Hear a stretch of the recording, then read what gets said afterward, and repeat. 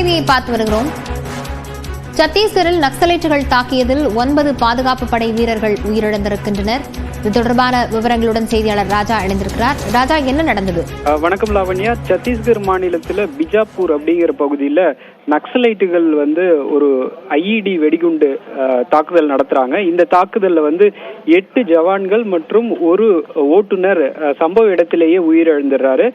இவங்க எல்லாருமே தண்டேவாடா, நாராயண்பூர், பிஜாப்பூர் உள்ளிட்ட பகுதிகளில் நக்சல்கள் இருக்காங்களா அப்படிங்கிற தேடுதல் வேட்டையில ஈடுபட்டுட்டு ரிட்டன் பிஜாப்பூருக்கு திரும்பி வரும்போது இந்த வெடிகுண்டு தாக்குதல் நடத்தப்பட்டிருக்கு. இந்த தாக்குதல்ல 8 வீரர்கள், ஒரு ஓட்டுநர் சம்பவ இடத்திலேயே உயிரிழந்திருக்கார். இதற்கு பின்னாடி ஒரு சின்ன நினைவூட்டல் என்னன்னா, நேத்து இதே பகுதியில பாதுகாப்பு படையினர் 4 நக்சலைட்டுகளை சுட்டு கொன்றனர். அதற்கு பழிவாங்கும் நடவடிக்கையாக இந்த வெடிகுண்டு தாக்குதல் இருக்கலாம் என சந்தேகிக்கப்படுகிறது. லாவண்யா, விவரங்களுக்கு நன்றி ராஜா.